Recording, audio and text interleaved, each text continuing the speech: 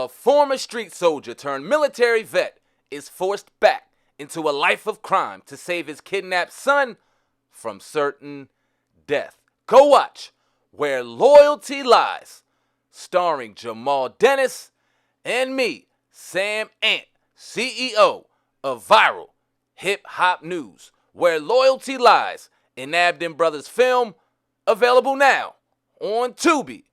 Watch today. Want a live interview with Viral Hip Hop News? Email me, Sam Ant, at dlsmediainc1@gmail.com. Let's go. Welcome to another episode of the Hip Hop Uncensored podcast. We got a special guest on today to talk about the recent Diddy Rico case. Attorney Al Keisha Shabazz is back in the building for round number 4. How you doing today? I'm good. I'm happy to be here. Yes. What's good? It's a lot happening. Oh, a lot my happening. goodness. Oh my goodness, it's a lot. I know. And we talked about this maybe 4 or 5 months ago, and you were one of the people that predicted. You said that he would be indicted. So talk about that. You know, it finally happened. He's been indicted, but it's in New York, out of all places. Yes. Break that down if you can. So he's been indicted here in New York in the Southern District, which is the same agency that was behind the warrant execution that happened in March. And so I believe since that time, they have been building this case, investigating the sentencing memorandum, or not sentencing, the detention letter indicates that they sent upward of 300 subpoenas. They interviewed 50 witnesses and or victims. And so that is how we got to have this indictment. So we're at a 3-count indictment where he is facing mandatory minimums on these counts, mandatory minimums of 15 years on each count. So in effect, he's facing life. So why not, if they're saying a lot of this stuff happened in like Florida and California, why not in those states?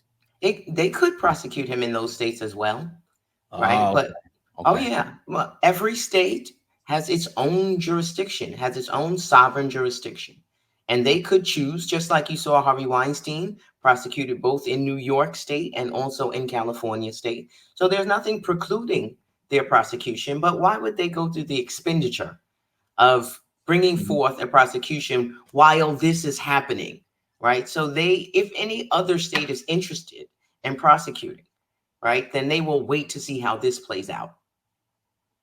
Got you. Now some of the details are pretty disturbing. They are. So you got a little censorship here? Not censor, but no.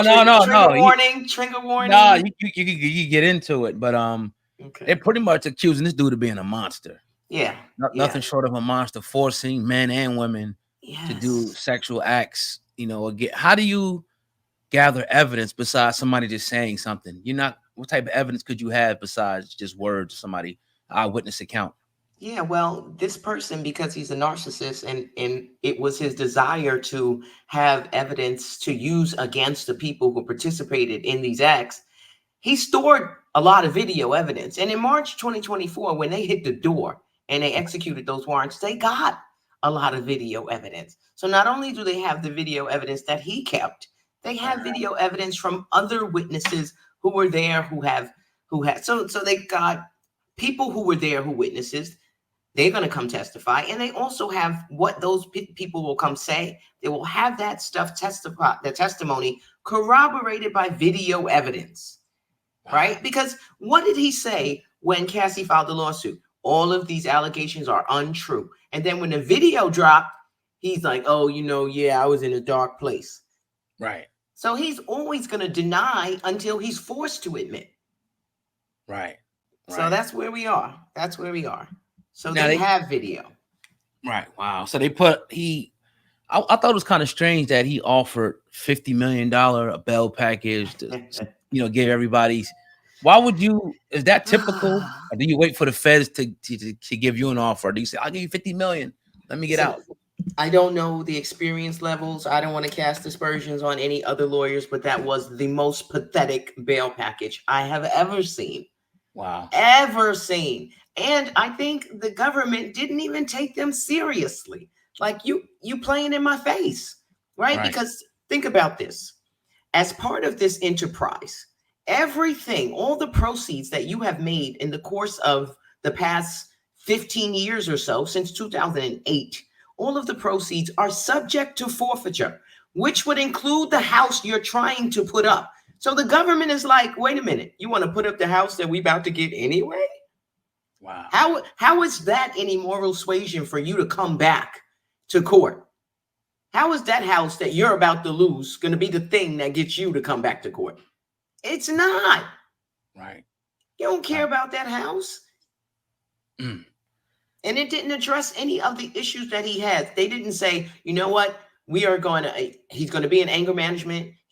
Which he should have already did. If you were so speculative that you knew this was coming, that your lawyers told you to move to New York and sell this property so you could put this house up, why didn't you go into a drug program?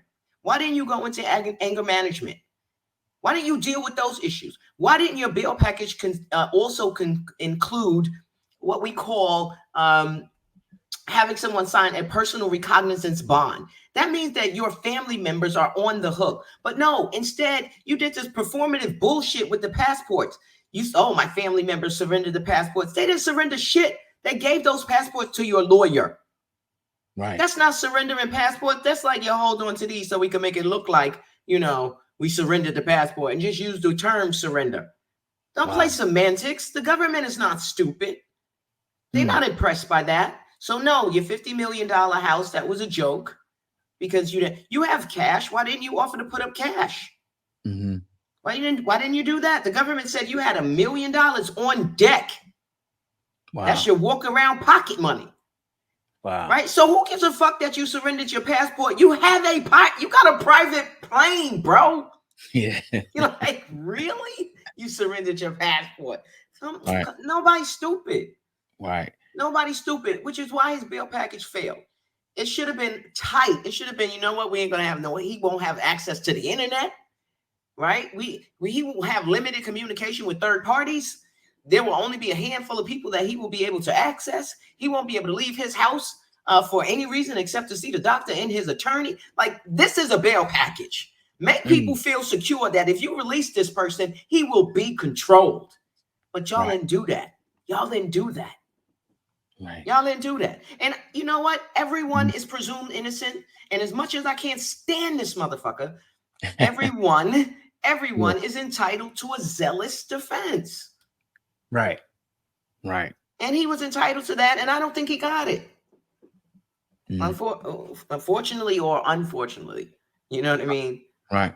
Now the bail, are they going to try to go to a higher court to try to, Yeah, no, they're going to stay in the same court, but they're going to go to a higher judge. So the judge that decided his detention hearing yesterday was a magistrate judge. So this now will go to what's called a district court judge. So there won't be any change in the bail circumstances because your package isn't any different, one. And the judge who decided the detention motion did so based on the evidence that was before her. There was no abuse of discretion. This wasn't an arbitrary and capricious decision. She didn't just out of nowhere say, you know what, granted. She gave it due consideration. And there is no change in circumstances from yesterday to today. Wow. Right? So why would the judge disturb that opinion? So you pretty much saying that they should have already been proactive and getting them into rehab, getting them into anger management. Exactly, because those are the issues that he has. You have a violence issue. You have an impulse control issue. You need to be in therapy. You need to be addressing these issues. You simply saying, I'm going to put up my house and then be on. And matter of fact, what they said was he would be on house arrest and he'd be traveling between his two houses in Miami and in LA or Miami and New York or what. No, that's not going to make the government feel comfortable. This dude flying around about the country. I don't think so. You know what I mean? Hey, he hired those guys. Yeah. And that's what you got for your money. That's what you got for your money. There are plenty of capable attorneys in New York who could have did a better job. And I know law students who could have did a better job on a bail package than what I saw. Right.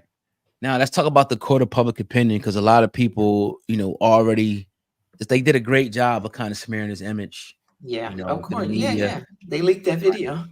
Yeah. That was like the final nail right there. In my opinion, let me say, in my opinion, they leaked that video. I don't want no smoke. Right.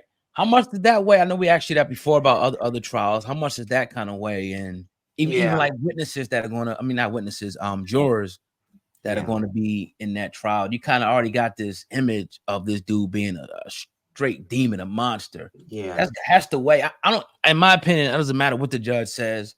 You know, you got to follow these rules. You're going to have that perception in your mind before you even go to the jury box. So how much does that weigh in your opinion? You'd be surprised how many people have not seen that video. Wow. Yeah. Wow. There are a lot of people who haven't seen it, that don't know what's going on with this Sean Combs guy. This is all breaking news to them. They're all like, what? Oh my God. I didn't know. Right? A lot of the free Diddy people, they are not fully versed in what the allegations are, how many civil lawsuits there are. You know, and so, you know, it's cognitive dissonance at some point in some regards with some people. It's the same thing we see with the free R. Kelly people. Right. You know, and to turn this into the whatabouts. What about Charlie Sheen and what about and yeah, okay, but what about all of the Black women, you know, that are in the wake of this enterprise, as the government calls it, since 2008. 2008. That you were forced to participate in a sexual act for days, so much so that you need IV replenishment. That's fucking crazy. Peace, brother. Hey, Attorney Shabazz, how you doing? Sorry for the tardiness. We're sitting there finishing up another thing, and I was trying to work as best as I can. How you doing? I'm good. Good. King. Good. Go ahead. You go ahead. Let me just catch up with you. Yeah, that's wild. That's wild. At the end of the day, the baby lotion thing, baby oil. Yeah. The supplies. I like to call them the supplies for the freak offs, right? The supply, because this is as the government paints it, right? If we accept their narrative, is that these were highly orchestrated performances, right? So things were staged. There was people who were charged with stocking the rooms to make sure all the requisite needs were there. There were people charged with coming to clean the rooms after the freak offs to minimize any damage that was done to the room. All of these people are accomplices. All of them. And people need to understand, it does not matter how much or how little you do in a conspiracy. You in for a penny, you are in for a pound.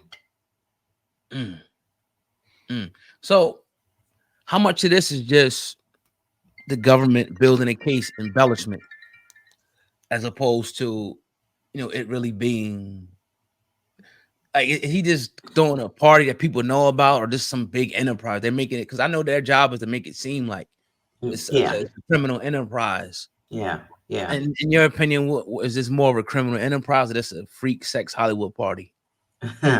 I think it's may have started out as some freaky, sexy Hollywood parties, and it turned into an enterprise.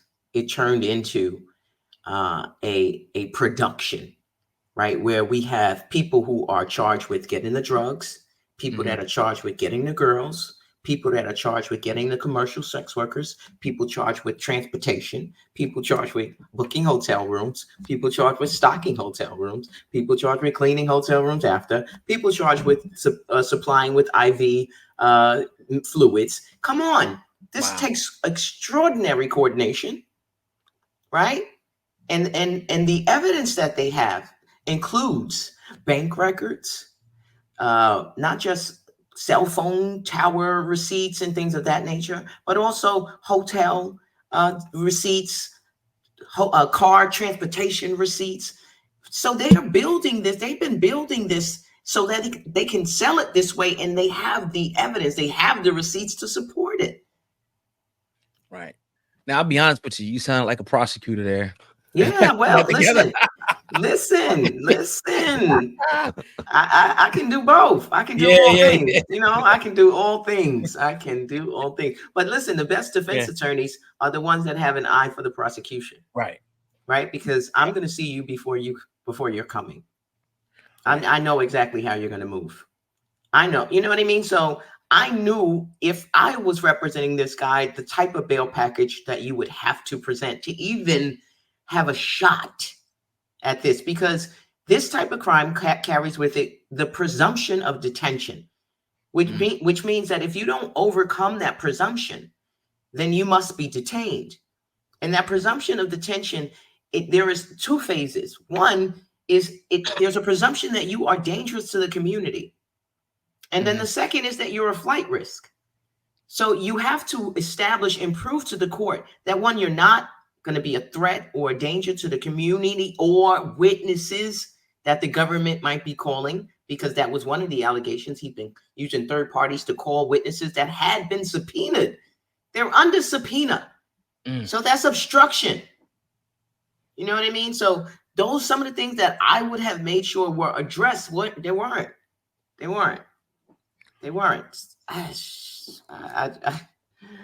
This case is so troubling. It's so troubling because there has to be a lot of people in place that haven't been touched or spoken about who let this happen. Now, Who Diddy facilitated this? Go ahead. Sorry. No, I'm sorry. Please do. Now Diddy, it's according to his lawyer, he went back to New York. He was obviously maybe expecting this situation. Is this an extreme case of arrogance on Diddy's part, or does he genuinely think that in him cooperating, he was going to be able to go ahead and place bail, get out, and kind of live his life normally as his trial proceeds? And do you think he's going to get out in your opinion? And I'm sorry if you already answered that question in your opinion. No, we haven't. But let me just say, the whole his lawyer talking about he moved back to New York 2 weeks in advance because he knew this was coming. That is wholly performative. It's performative. You only did that so that you could make the argument to the court that he did that. You know what I mean? So it's performative. It doesn't have any teeth. It doesn't have any value. And it doesn't speak to whether or not you're a flight risk, whether or not you're going to return to court, or whether or not you're going to continue to obstruct justice. None of those things are addressed in your bail package. And that's part of the problem. The other thing is his lawyer uses words like surrender and cooperating very loosely. In the legal field, the term cooperating has a significant legal meaning. That means that the government is sitting down with you and using you as a part of their case in chief. He is not cooperating with them. Now, he may have been compliant, right? And the things that they may have requested or things of that nature, but you're not cooperating. If anything, your lawyer should have had a conversation with the government so that you all could have had some kind of meeting of the minds, or you could get an understanding of what the government might consider a decent bail package that they would not object to. But that didn't happen because you showed up with the $50 million house that they already was going to take. And they was like, oh, you are so unserious with this bullshit.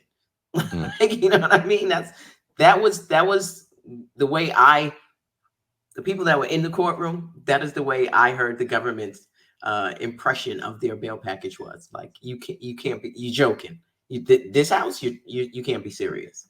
Right. So why now, if this has been going on for all these different years? Was it something that triggered this investigation? Yeah. In your opinion? And even the Cassie situation, they said she's going to be a witness as well. Would you say it's her? I think her lawsuit triggered the attention that was required.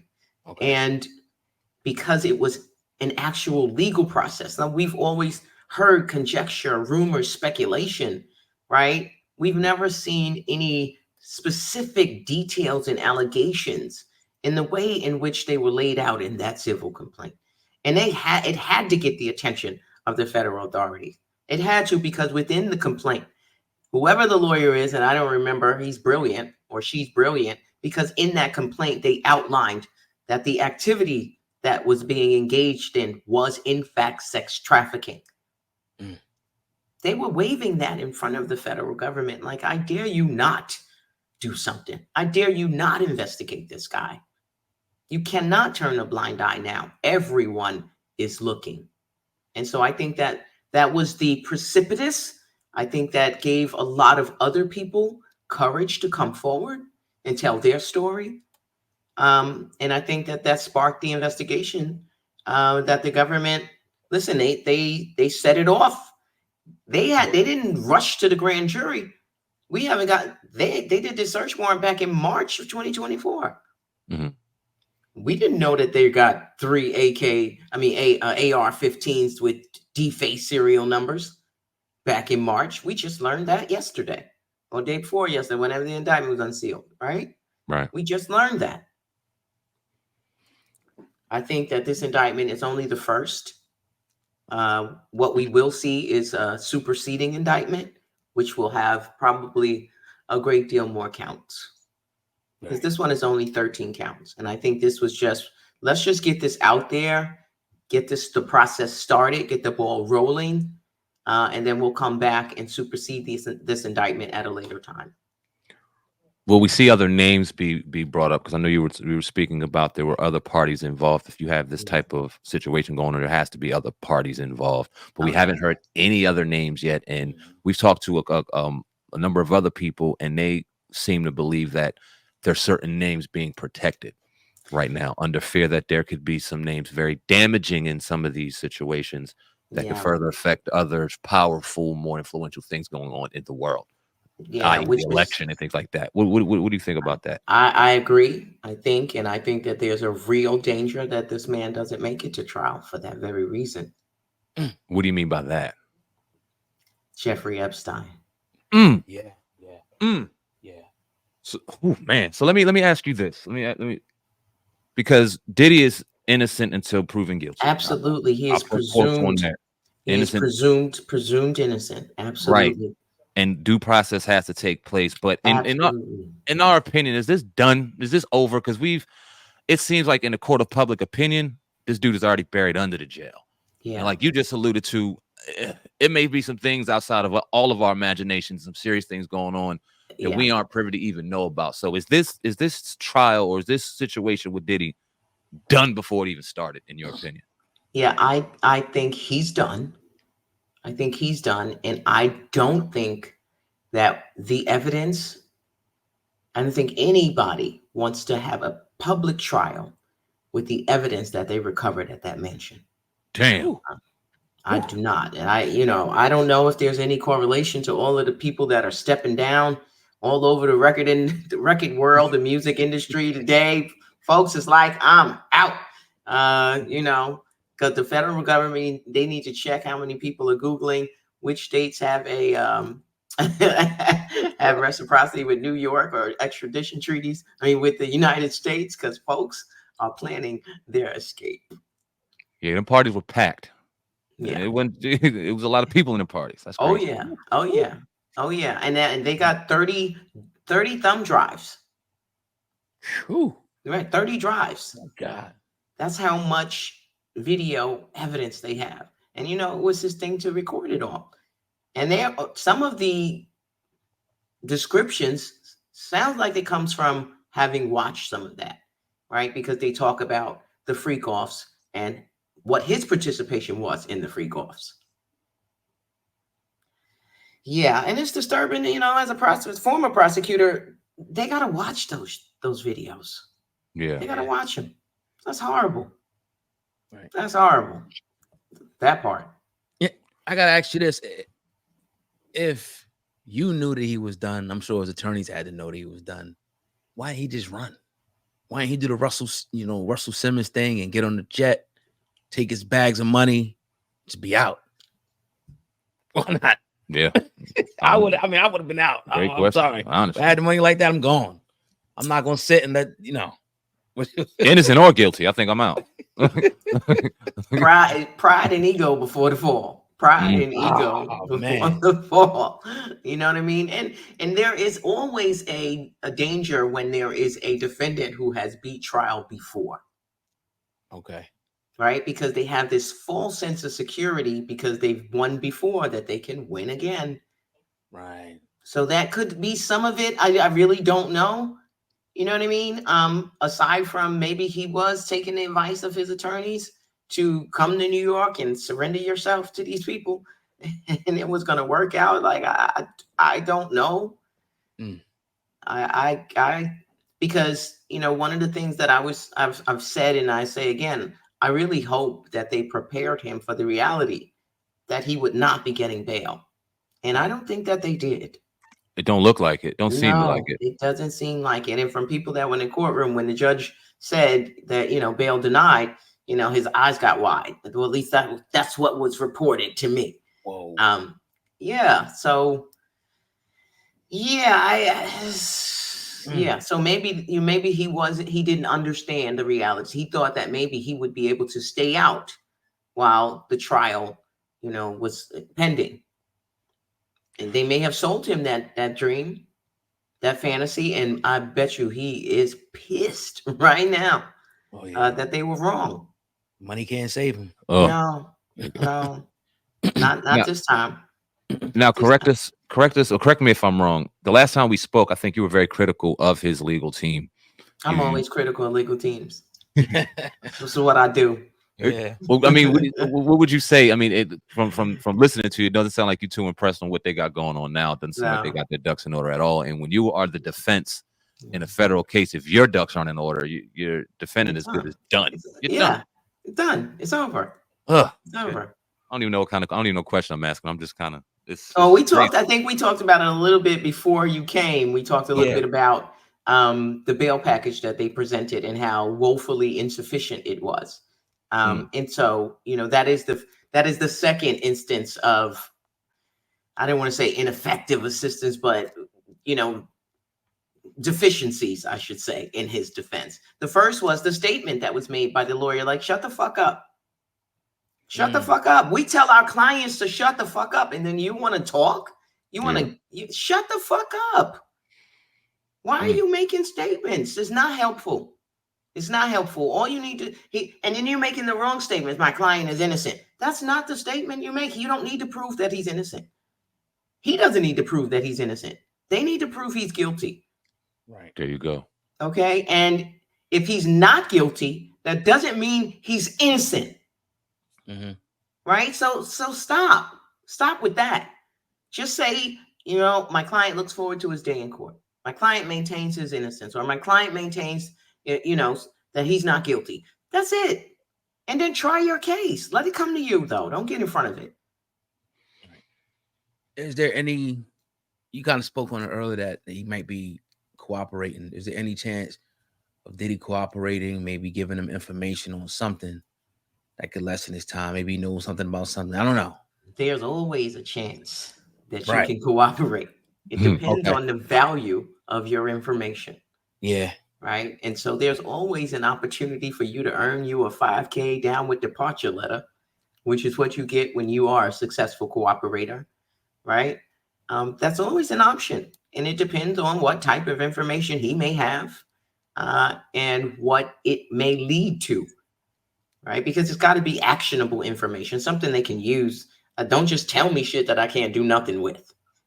Right. It's got to be actionable information that they can actually use that will produce arrest and convictions. On the flip side, if we go back to that and there are people in power, it goes back to what you said a few minutes ago. Are they going to let that get out? Exactly. Lord, man, this is crazy. And the fact that he's in, the fact that he wasn't released on bail, that only puts more pressure on him to possibly consider cooperating. Yeah. Because whoever you are protecting, they have not come to save you. Now, we've seen all these parties. We've seen some of the participants, not necessarily the free calls, but the Rock Nation brunches, and you would see them around like people like Jay-Z, Kevin Hart, all these different people. Yeah. Right now, everybody's dead silent. Quiet. In particular, Jay-Z. I mean, they was thick as thieves. They was right, like me and him, right hand man. Like, what's up with Jay-Z? I know you had to be at one or two of them things. Allegedly. Oh no. Listen, the government doesn't paint with a broad brush, but well, you know, all I can say is if this case goes to trial and these videos are made public, we might learn a whole lot more about a whole lot of people. No mistake. So I don't know. It remains to be seen. Yeah, everything right now is up for grabs. Everything is on the table. Right. I want to say everything and everyone is on the table. You know what I mean? There is no one who is beyond the pale. There's no one who was like, nah, not him. No, yes, you too, motherfucker. You might be on deck too. We'll see. Now, when, because I know sometimes when information starts getting passed, it gets leaked. When will we get privy? You know, is it going to be before the trial? When will we get privy to some of the information that they found in those tapes and different things? Because something's going to leak at some point. Right. When do you think that's going to happen as far as like information being exchanged between the two sides? You know, well, that's typically should be happening now. Right. Okay. The government should be providing his defense team with, I'm sure, troves of discovery. I'm sure that's going to be a process in which they are going to be delivering discovery in both physical form and in electronic format. And so it's going to take a process. Some of that in that process, you know, is handled by a number of different people, you know, aides, paralegals, and that's where the leaks happen. All right. Yeah. Typically, that's where the leaks happen. So we'll see. Give it a couple weeks. Give it a couple weeks or so. You know, hopefully that doesn't happen though, because these are sensitive videos. These are sensitive videos, and you know there are people whose livelihoods and reputation could be affected, you know, by their release. So, you know, and not to mention that the trial could be affected, you know, and to the point where the defense might seek a change of venue. Right? Because he can't get a fair trial in New York now because of all of these leaks and things of that nature. So there's a long way to go. A long way to go. So we're gonna be here for a minute. This case will probably get to trial and be over before the YSL trial is over. Right. This RICO trial will be over before that RICO trial. And that's sad. That is crazy.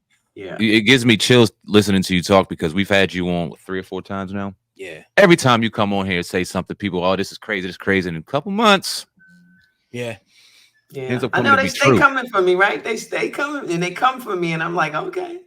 And then I think it's more positive than negative, though. It's on our end. It's definitely. I wouldn't know what you get on your end, but people definitely they agreeing with you on our end. But this is to listening to it and then distributing it and then it coming to fruition. Like you, the first person I thought about 2 days ago when he got arrested. I'm like, I said that on our platform in March. It's crazy.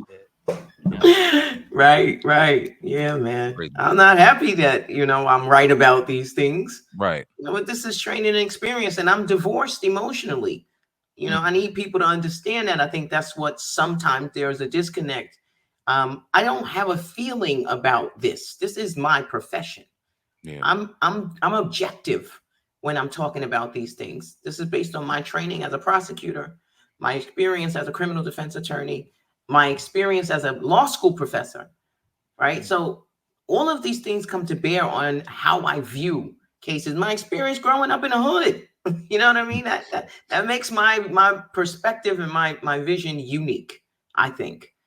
So all of those things come to bear when we talk about these cases. And I want to arm out people with information. That is always my goal, right? I'm an informationalist, and you can disagree, but it's factual. Mm-hmm. You know what I mean? So disagree with your mama. Now, is New York one of those places where we'll be able to see this on TV, like the YSL trial, or is it No cameras in federal court. This is must-see TV right here. Yeah, no. But I definitely will be up there. I will be up there. I will be up there at least a couple times a week, just to see the proceedings, see how they're going, because I don't trust the journalists. Right. I don't trust that they're going to report it accurately. I don't trust that they are going to have the wherewithal to know the import of what the evidence means, of what objections mean, of what what objections were overruled and what objections was sustained. I don't know if they're going to be able to see what the prosecution was trying to establish with that line of questioning. I need to be there myself, right? So I can make those assessments and bring it back to the people. Smart. Yeah, well, if you do, you're welcome to come on and give us updates. Definitely, definitely. Definitely. I'm gonna pull up. Right. For sure. There's a couple more questions. We'll get you out of here. Sure. Do you feel like he can get a fair trial in New York City? Yeah. Diddy? I think he can get a fair trial. That is a function, again, of how well your defense attorney asks questions during the process that we call voir dire or voir dire. Right, okay. Depending on how you want to pronounce it, which is the questioning of prospective jurors, right? And so you have to be very specific and making sure that the court addresses that this is a press case, right? And making sure that jurors know that they don't have to be on this jury, that there's no requirement that you be here, right? And making sure that you pick jurors who understand that they have to put anything to the side that they have already heard about this case and decide this case on the evidence that comes in the courtroom. There are many people who can do that. There are many people who can do that and do it well. So I don't think that he will have a problem getting a fair trial. I just think that his lawyers need to make sure that they do a good job with voir dire. Now, when searching for the right juror, is it race specific? Or you look at somebody and say, "Oh, this dude's from the hood. He's probably gonna." Is that play a factor, or is it just mainly just talking to him and getting their line of questioning? Yeah, both, you need to. Yeah, no. This particular case, because it's a sex crimes case, that tends to neutralize race. Right. This is not a case that involves the police. This is not a case that involves law enforcement credibility and trust issues. Things that you would appeal to demographics in a jury. This is not that case. You know what I mean? So it won't come down to that. You want to look for people who don't have a history of sexual abuse, right? And that's even difficult because even if you haven't been abused, you might know someone, right? And you might not even be aware of how triggering that is until you sit in a courtroom and you actually hear some of those allegations, right? And so you have to make sure you ask these questions of these jurors so that they become aware of their own implicit biases, right? That way you can get them off the jury for cause, right? Without using any of your challenges. Now, how do they usually pick jury? I mean, it's not you got a jury duty notice. Oh shit, I'm in a Diddy trial. Like, how do they pick these jurors? Yeah. So it's by geographic. So this is the Southern District. So it's by geography. So this is Manhattan. So these are residents of Manhattan and Westchester, I want to say. Okay. Southern District. Where else are they? Where else are they coming from? But they're going to be conservative jurors in this particular district. If you contrast that with the Eastern District, which is in Brooklyn, right, which gets jurors from Brooklyn and Long Island, which tend to be more of a mix of conservative and moderate liberal jurors. In Brooklyn, you're going to get liberal jurors, right? But in Southern District, you're going to get more conservative jurors. And so they're going to be very serious. They're going to consider this evidence very seriously. They're going to take their jobs extremely seriously. They're going to consider and weigh the evidence, I think, fairly. So I don't think that there's any particular juror that you're looking for in this type of case. Again, it's more of the jurors that you don't want. Right. You don't want. I wouldn't pick nurses, people in the medical field. I don't want anyone who has any specialized medical education, right? Because that juror might tell other jurors things about the effects of these drugs on these people, and you know what I mean? Like I don't want that. I don't want anyone who has that expertise that they might introduce things into the jury that I don't want to be there, or into the minds of the jurors. So, and that's just, just thinking about this off top. Obviously, if this was my case, I would sit down and, seriously give some due consideration to the types of jurors that we are actually seeking, and the ones that we actually are trying to keep out. I would be careful about the types of women that I would put on this jury, because obviously the victims are women, right? So obviously you can't exclude all women, but you definitely don't want to put on a Gloria Steinem. You don't want somebody like that who's like, anything you do to women is wrong, it's bad. Oh yeah, you don't want one of those, like, so. And my last question would be: the witnesses in the case, were they being like a WITSEC program or witness protection throughout the duration and even after, or no? No. Okay. Unless they need it. I mean, it's always available to them.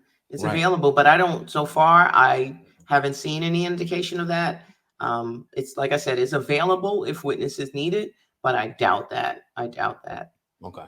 And that doesn't mean that's going to stay that way, right? Developments could change. If it comes out that there are third parties contacting witnesses on his behalf, then they very well could move witnesses into some sort of protective custody or witness protection, something like that. I actually have one more. Sorry about that. Sure, that's fine. You can have all the questions you want. I got time today. Yeah, his sons, man. It was one instance where I think we even talked to you about it. His son was brought up on a particular, I think, allegation. Right. How come you don't think they're involved in this RICO, or maybe would they be involved later? I didn't say I didn't think they was involved in this RICO. Okay. Oh man. So what's your thoughts on that, though? Like I said, everybody's on the table.